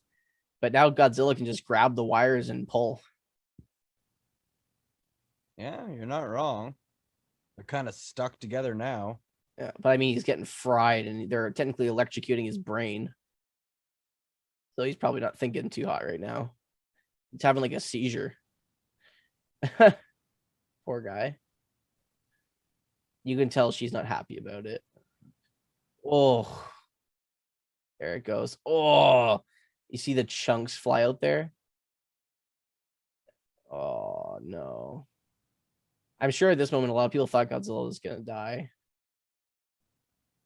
I mean, look at him. Fucking dude just got destroyed. There's not many kaiju that really, put Godzilla through the ringer and bring him close to death. Like so far, I think he's the only one. Mechagodzilla, right? Yeah. Everyone else, Ghidorah a little bit, but yeah, and like Biollante got him like acidic burned and stuff, but nowhere close to death. But like fucking him up. MechaG literally just like fried his brain. No. Like you think. You can't kill Godzilla. I like how his little LED sign, it's like flashing, it's like a advertisement sign, and it literally says Super Mechagodzilla on it. Oh, here comes that flying thing. I guess it came in use after all, so he could leave Garuda. Oh, he's gonna go and get the girl now, who's been trapped in this thing. It's taken them this long to cut through a storage container. I was gonna say, wasn't it meant to be opened? But I assume after Rodan like grabbed it and stepped on it, that the doors probably mechanics crunched. Doesn't look too yeah, he pushes on it, it's moving. Yeah. Drop kick that bitch. No, Godzilla. You'll actually feel bad for Godzilla in this one. Usually I'm like, yeah, he's got it, but like it's pretty rough. Like he's down and they're just like frying him. Poor guy. And they're just unloading everything they've got on him. I mean, from their point of view, it makes sense because he's caused so much destruction and chaos. The baby's pissed. Aw, baby's upset because he knows he can sense what's going on.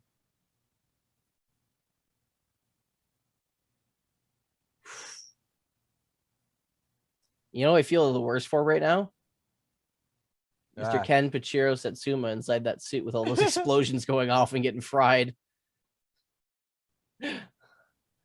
Poor guy's getting put through the ringer.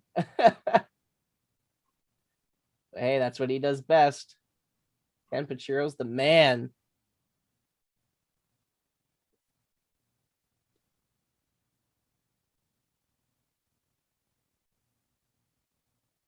Oh, what's this? So here comes a cool thing. And I like what they do with Rodan here. They it's cool and fitting because obviously Rodan was kind of, feeling like an uncle or parent to the baby Godzilla egg. So he almost feels a connection with them now. And you can tell he feels bad for Godzilla here. And this is really cool what he does. It reminds me a lot of something Mothra would do. It's a little out of characteristic for Rodan, but I really love this a lot. And I did not see this coming the first time I watched this at all. Like, I thought Rodan was dead and known for. Nope. They're going to combine. So Rodan pretty Give much his life. gives his life and all of his energy to Godzilla. Now they're one. They're a couple. Because he was Fire Rodan, right? Yeah. Yeah. So now Godzilla's going to get his power. See, it's repairing his brain tissue and his cells. Well, yeah, G1, regenerator G1, bruh. G-force. That is impossible. Well, what's the definition of impossible, sir? It just happens, so I think it's possible.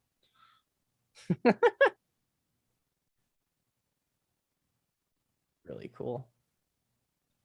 If you really listen, it's the Rodan theme, but it's more put in like a calming, more major key.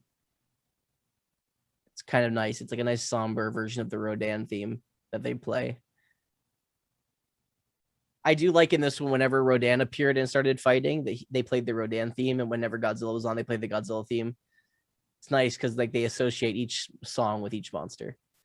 So Godzilla's up and powerful now, and he's all juiced up on Radon or Rodan energy. Raiden. Yeah. The lightning god. Papa. Yeah, Godzilla's gonna fuck them up now. I'd be scared if I were you guys. It fried Miki's. So that's an important part, actually. You notice how the electricity, when Miki was wearing the helmet, it like fried her head and like the mask. Well, she's a ESP and a psychic, so like God knows what that did to her brain, right? Keep that in mind for future movies, because I have a theory about that. Yeah. Well, yeah, he just backpedaled all that energy into you guys. Your suit's pretty useless now, guys. I would get the hell out of there. Because I love how it's typical Godzilla fashion, you know. The Kaiju kicks Godzilla's ass for a while, and then he just comes back and decimates them in his last wind. Godzilla is literally the Rocky of the Kaiju universe.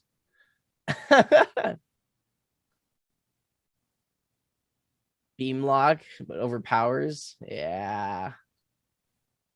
Watch out. Notice how his atomic breath is red now. Because of Rodan? Yeah. Rodan? Supercharged. Rodan? He's got that fire atomic breath now. It's Rodan.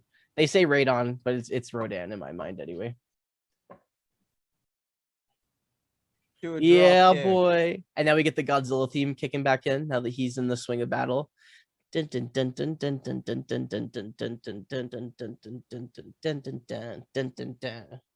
Love it. Yeah, boy. God, this movie. There's a lot of Godzilla action in this one, though, eh? It's a lot more noticeable as you get to the end. Like, he has a good portion of this film. It's crazy to think it's only 20, what we said, 26, 28 minutes. That's what I was thinking, because from the beginning of this movie to now, there's basically been a lot of Zilla fighting or Kaiju. It feels like at least 40 minutes. It just seems longer, but apparently not. Hey, I'm cool with that, though. Whoa, MechaG, you done, boy. Notice how they're flying away. You can see them exiting. Exit Emergency stage escape. Left. Yeah. And Super Mechagodzilla is no more. Our big G-Man reigns victorious. Hell yeah, brother. They lost. So what did they learn? Don't fuck Godzilla. They learned absolutely nothing, because I got news for you. They're going to fuck with them anyway. Yeah, most likely. Yeah. Typical fashion. The next one, in my opinion, is which is Godzilla versus Space Godzilla. It feels a lot more like a Showa era film, but it looks like a Heisei film, but it feels like a Showa film in some aspects, kind of in the loose story and how it gets a little out there. So there are survivors. Lied. Yep. Exactly. As they escaped. They good. It's amazing they walked away from it, though. They're really lucky that they escaped in that pod, because that would have been game over, man.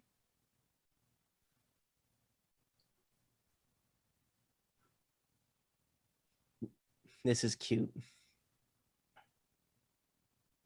This is almost like, like, it's okay, go back to your home. It's like that sad moment where they have to make the animal go back to its family, even though you've cared for it type trope. Yeah. And we get the baby Godzilla theme, which is the theme that's playing right now that they kind of wrote for him. Yeah, fuck you. Get out of here. Baby, he's like, oh I'm no. gonna go live my life. I got you.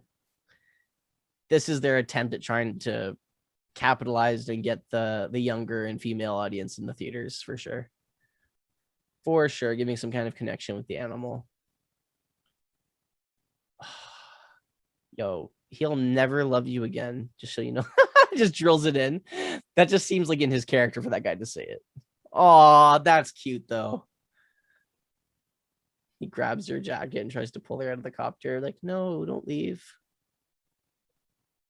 If it comes back, it's mine. Yeah, right? Let it free. If it comes back, it's yours. Oh, I don't like that. It's cute, but I don't like how they had it. I think they can display emotion without making him cry. So I don't think that barbecue him. He would cry. Barbecued Zilla. He's with you forever then. Yeah, just taxidermy him.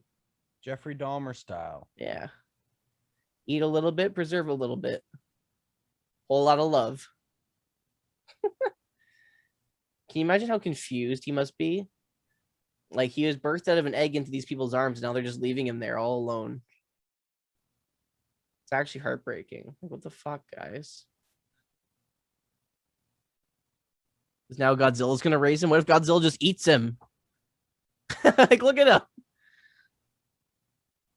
Yay. Can you imagine? That's my dad? That fucking asshole.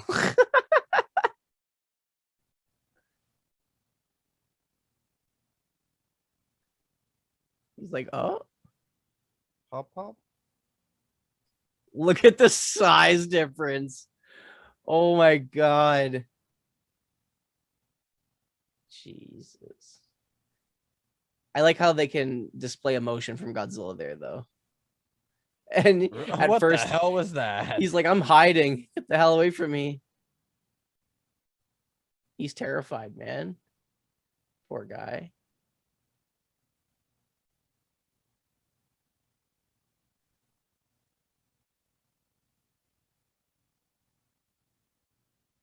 So now they're going to get Miki to kind of use her telepathy to tell them that baby is his family. So there's the way Miki feels or fits into this plot.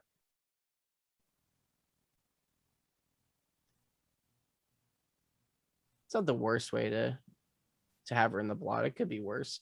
But like, honestly, she plays such a bigger role like in the next coming movies. It looks great. I mean, I do like her the most in Biollante when she like has that telepathy battle with Godzilla on the dock and shit. Like, that's all awesome. I love that.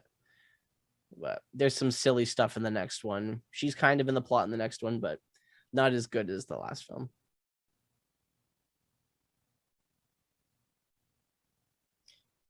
Use your brain power. Telepathy. Say with me. Telepathy. No. Shut the fuck up. Telepathy. AIDS. Dun dun. Just fucking shoot it. Go on with yourself. Like old Yeller style. Take her out back. No. Joints. Step on it. Come on. There's nothing wrong with being Vanilla an old, number 2. Look, he's even looking at it. He's like, I'm gonna fucking eat you. a big Feel old like a soft dino serve. nugget. No, he's looking at him emotionally. Yeah, dino nugget. Everyone, Josh acts like a hard ass, but he's a big old softy. Yeah, probably.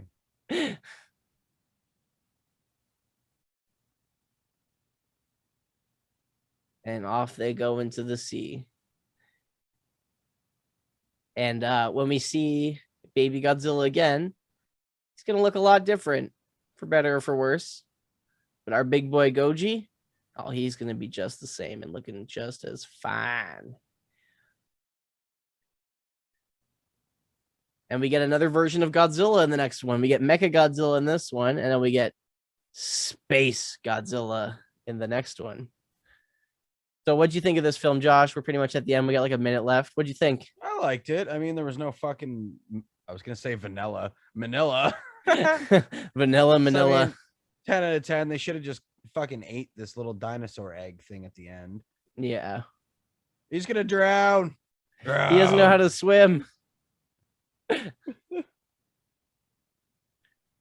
Yeah. There's got to be some fucking robot. Yeah, right. But I liked it. I liked it overall. That was a pretty good one. I mean, it ain't no Biollante, but see right there when she goes life against artificial life. That was the girl who was supposed to be an android, so that's why it was supposed to be such an impactful line. But really, it's just like, who's this bitch? Oh my god, that's so funny. Ooh, dramatic ending. Nah, it's pretty good. I feel like, in my opinion, it's the weakest of the Mechagodzilla movies, but it's definitely still an incredible film. Definitely. But I just feel like the other Mechagodzilla films are way better. Like, those are some of the cream of the crop. Well, this is like an average good Godzilla movie. Like, I know you had Terror of Mechagodzilla and Godzilla versus MechaG from the Showa series pretty high on your ranking list. yeah, but I mean, when you're comparing 30 movies and most of them are meh, yeah, it's kind of hard to put those, or it's kind of easy to put those movies higher up. Yeah. Thus far, we get like what, 7 out of like these movies kind of bullshit, and like there's gonna be some good ones, and there's like this probably isn't one of my all times on this one, but I liked it. Did you? I know you like the design better from the old ones. Did you like the older Godzilla versus MechaG movie better than this one? I think so. Yeah, I feel that. I definitely so. Like Also, because like I like that you get the build up, you know, of Godzilla destroying Mechagodzilla, and then the revenge scheme. This is just like, all right, we're back, bitch. Alrighty, folks. Well, that kind of comes to the end of our film today. If you were watching the film along with us, we hope you enjoyed it as much as we did. Obviously, we enjoyed it, but definitely there's better in the Heisei series. But this one, I think, is good enough that you shouldn't miss out on it. Heisei, naysay. Yeah, if you have the option to watch it, I would definitely check it out. The next one, that's a little more questionable and up to personal preference. So next we'll have coming out, guys. Next films, we'll obviously have another adaptation into our Friday the 13th franchise. We'll be releasing and doing a podcast for part 6. Yeah, part 6. Jason Lives, which honestly is a personal favorite of mine. I'm excited to do it. It's gonna be that banging. one you're excited about. Oh yeah. Oh hell yeah. I still didn't want to. You didn't like part 5? Well, you know how I feel about part 5. And you know what? If you guys listening want to know how I feel about part 5, you can go check it out. New Beginning. We have it out. It's out. Commentary podcast on all of our available platforms. As always, folks, if you have some extra facts about this movie or future movies, or if you'd like to be a guest on the show, you can either add us in the comments if you're watching on YouTube, tweet us at Killer Kaiju Cast, or even email us at killerkaijupodcast@gmail.com. Next film we'll be tackling for the Godzilla series anyway will be Godzilla versus Space Godzilla, and it will be the last film before our grand finale of the Heisei series, ending off on a high note with Godzilla versus Destroya. The next film will be a little interesting to watch. I'm excited to see your guys' opinion and Josh's opinion on the film because it's one I'm a little iffy about. So we'll see. We'll see. But until then, guys, thank you for tuning in. We hope you enjoy our Friday the 13th series we're doing as well. And we'll see you next time. Take her easy. Bye.